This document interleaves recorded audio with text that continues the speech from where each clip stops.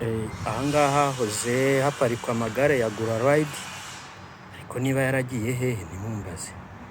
Ibintu uko biza bigahitinga, abantu ugasanga barabikunze, nyuma birengera hehe? Ahantu ni i Remera, ni hafi ya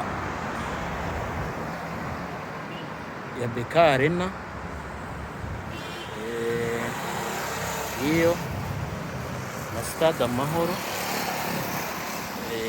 Ariko igitangaje ni uko ahantu aya magare yacaga hitwa Gura Ride, baragenda ukishyura ibiceri, wamara kwishyura ibiceri bakaguha igare, ukarinyonga, ukazenguruka, ukongera ukagaruka, ukariparika nuko. Ariko ahantu zarengeye ntimuhambaze. Ibintu bizajya biza bihitinge, nibirangiza ntibimare kabiri, ese biba byagenze gute koko? Kandi ko kari agatekerezo keza ko gufasha abanyakigali kugira ubuzima bwiza binyuze mu gutwara igare.